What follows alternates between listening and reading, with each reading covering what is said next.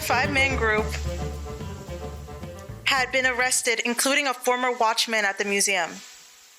The collaboration between the Italian, French, and Swiss police in investigation led to the arrest of one man in Paris, France, and another in Zurich, Switzerland, who had deposited 71 of the coins into a Swiss bank. Although the details of the case are sparse, with a bit of digging, it became clear that these men were professionals. Art crime is one of the biggest illegal rings, only second to drugs and narcotics. According to one economist, if you put copyright crime, theft, and fraud with illegal importation of antiquities and art theft and fraud, the war on drugs is a small material. This is no small feat. The annual amount of art crime is estimated to be worth around $3 billion to $6 billion, with a recovery rate of 12%. The majority of art pieces are never recovered. This problem is widely recognized not only in the United States but also internationally. The penalty for smuggling antiquities are considered lighter than those for smuggling narcotics. For example, if you were to smuggle $1 million worth of antiquities and $1 million worth of narcotics, the charges for smuggling drugs are heavier than smuggling in our antiquities. This not only affects the economy, but also our findings in archaeological research. Looters degrade our understanding of ancient history of objects by destroying the sites where they were found. Not only do they destroy the artifact-rich sites, but they also destroy the antiquities themselves. Antiquity traffickers have been known to deliberately deface antiquities to make them less recognizable and easier to smuggle out of an artifact-rich country. They often break up the artifacts, destroy human remains, behead statues, melt down ancient coins, and chisel reliefs from tombs.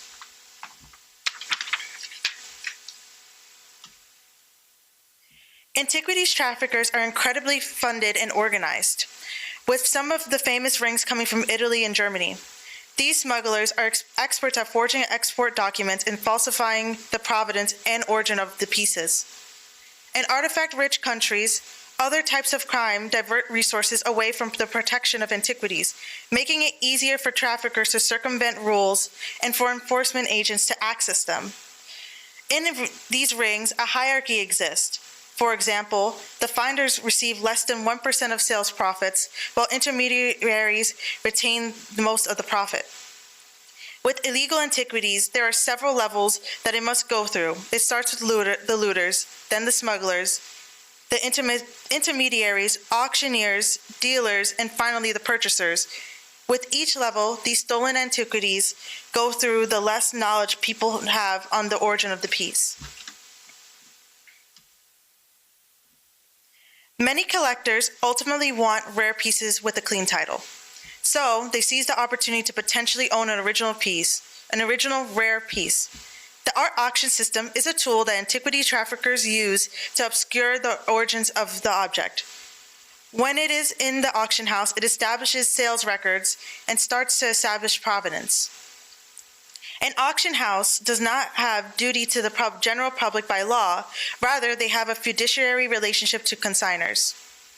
A fiduciary relationship means that the auction house must prioritize the needs and benefits of the client over its own. Many private collectors are willing to buy artifacts and artworks that museum and public institutions do not want to acquire directly, and act as an intermediary between dealers and public institutions. Private collectors are also given tax benefits for donating to public institutions, which offers an incentive to donate the stolen antiquities to a museum. This system is how many stolen antiquities come up from the black market and end up in museums. Another common method used by antiquities traffickers to clean the documents is through Switzerland. In Switzerland, if an artwork is placed in a bank for 5 years, it becomes the property of the owner, provided that the person is not the original thief. This is why one of the men was caught depositing the coins in the bank in Switzerland. He was trying to clean the title of the coins and claim official ownership. In the next step of my research, I wondered what laws were put in place to prevent these crimes from happening. Due to art being most commonly sold internationally, it is considered under international law. Internationally, communities have attempted to come together to create effective laws surrounding cultural property. However, the laws designed to help stop the trafficking of antiquities are not as effective because not all nations accept them. They only apply in particular circumstances. Due to the combination of ineffectiveness, it is unclear how to effectively punish individuals who have committed this type of international crime. The first defense against antiquity smuggling and looting was the Hague Convention for the Protection of Cultural Property in the Event of Armed Conflict. The Hague Convention, which was established in 1954, came from the destruction and looting of art from Jewish collections during World War II due to Nazis and overall warfare. The agreement protects nations only from wartime looting and the destruction of artworks during wartime. The UNESCO Convention on the Means of Prohibiting and Preventing the Illicit Import and Export and Transfer of Ownership of Cultural Property of 1970 was the next solution in line to help solve this issue. When UNESCO was being drafted, it originally included criminal sanctions against curators for negligence in verifying the legitimacy of cultural property purchases, but these were later deleted due to the desire to approach this complex issue with a more open mind. UNESCO allows nations to go after their illegally exported cultural property in foreign courts. This method is helpful in theory. However, it places a bulk of the responsibility on artifact-poor nations, the buyers, for the protection of artifact-rich nations, which is like the source country. Most major purchasing nations have agreed to this system. However, they have little incentive to enforce these rules strictly, and therefore, they often delay when required to do so. The UNESCO Convention primarily only assists governments in recovering stolen art from other countries. The UNIDROIT Convention on Stolen or Illegally Exported Cultural Objects enables private individuals to bring claims for return of stolen property located in another country.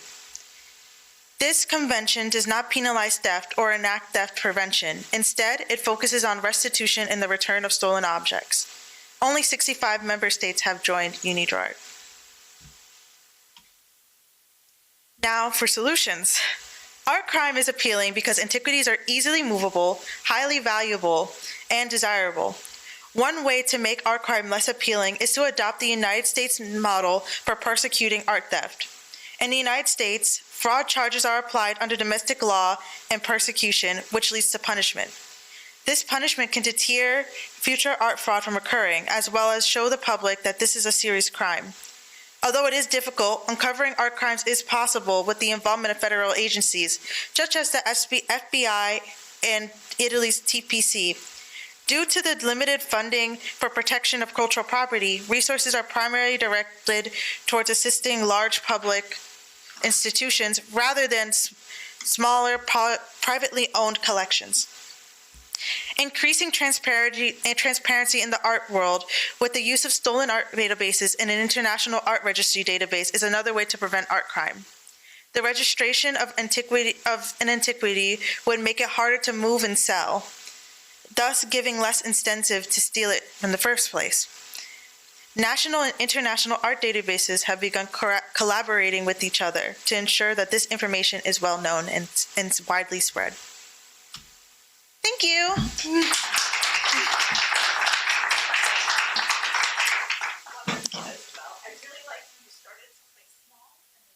this up into a whole world of things and really laid out that is so informative. Do we have any questions for that?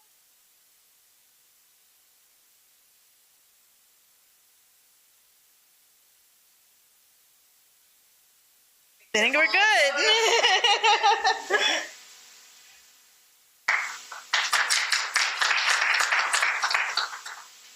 Our next speaker is Julia. And let's see if we can't get your presentation set up.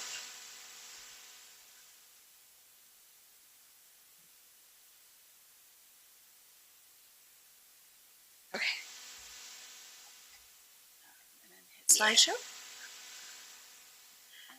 So I met Julia when she reached out to me last summer. She had a first PhD, what do you call it, in the course exam with the studies department. And she was interested after a whole year, not whole year, years working in nonprofit, in nonprofit world, nonprofit, come back and really get into her passion, which was platform. I'm so happy that she wanted to come back and work with us. She applied for the prestigious honors program and was accepted with Mellon May's undergraduate fellowship. And she's been working, starting from the same place Isabel and I started, but within a totally different direction. So I'm excited to hear her take. All right. Well, thank you everyone for being here, and good afternoon. My name is Julia Fernandez, and I'll be giving you all a presentation on triskeles, a Sicilian symbol on Roman coins. So to start off, I'm just going to go briefly into the project that Isabel and I and a few of our peers have been working on with Professor Yarrow. So thank you to Isabel for that wonderful background. But briefly, we were invited by Professor Yarrow to participate in a research assistantship to investigate the 1977 coin heist in Naples. So during the night of the 20th/21st of February in 1977, one of the greatest coin burglaries of this century occurred at the coin room of the National Archaeological Museum in Naples. The burglars had emptied an entire cupboard containing the bulk of the Roman collection. About 6,000 specimens were stolen, mostly Roman and Byzantine coins. A little bit about our methodology was that we were assigned to choose between 5 to 8 coins from the catalog of those that had been stolen. From there, we had to analyze each coin in depth, highlighting the images and all of the minute details on them. We were then tasked with finding the coins in the coinage of the Roman Republican online database, from here on referred to as CRO. I'm going to be saying coin a lot. In CRO, each coin is cataloged and described in great detail, noting things such as date, material, detailed descriptions of the coins, and much more. From there, after identifying them in the database, we were tasked with going through clippings and binders, which are organized pages of similar coins, and carefully analyzing each one to see if we could identify the stolen coin. So on the screen, you'll see here, this is a screenshot of one of the binders found in the database. Though we sometimes found similar looking coins to the ones that had been stolen, more often than not we reached dead ends. Many of the coins were struck from different dies, each of which had slightly different variations because they were carved by hand by different people. So while they were generally the same images, they were ultimately different and not our stolen coins. Like I said, on the screen you'll see a screenshot of the binder. The coins struck out in red were identified by me as not being matches, and the ones that were circled were identified as potential matches, but ultimately were not the coins that had been stolen.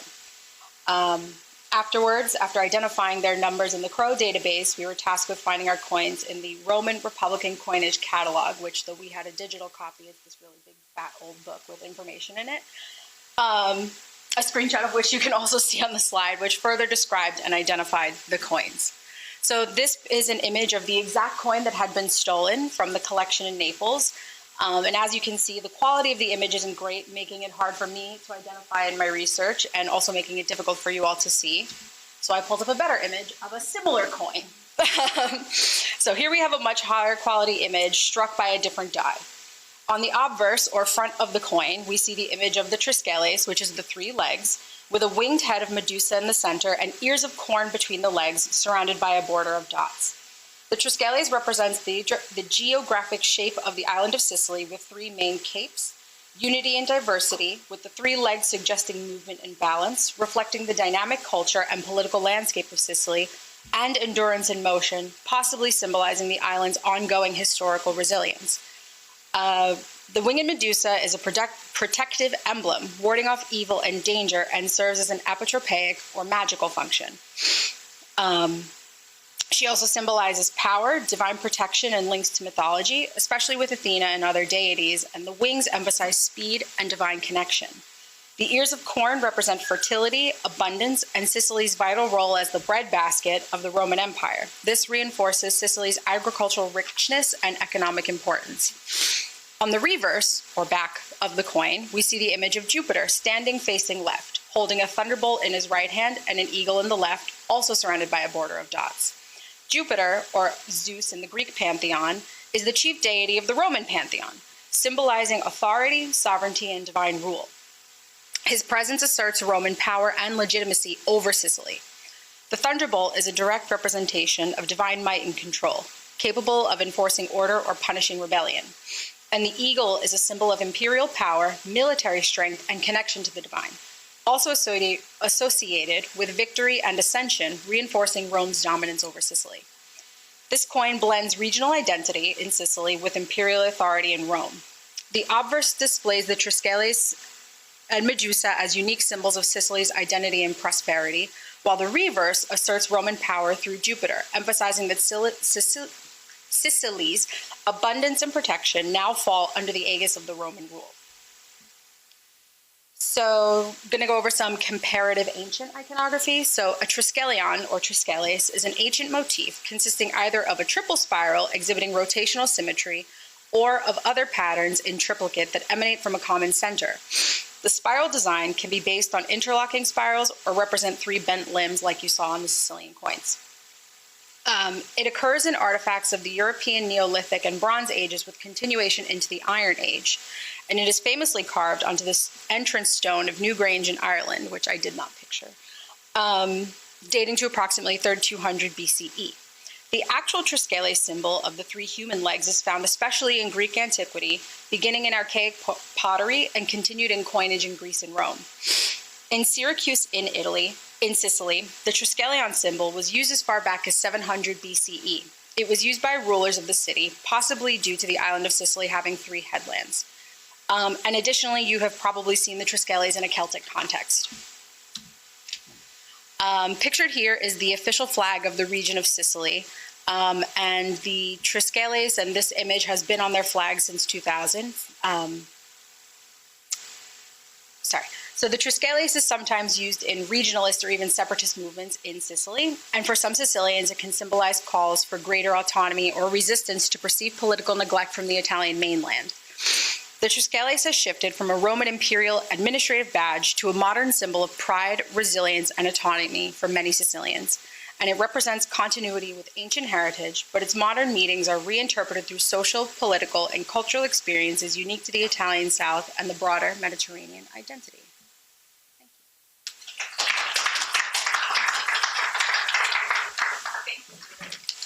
I love the contrast between the going broad and putting it into a modern context and going deep, even all the way to the Neolithic and to the symbolic of the coins. When we encounter new materials, we're always faced with how do we want to approach it? And I think these are both really great valid approaches for the study of Roman coins. Are there any questions, Julia?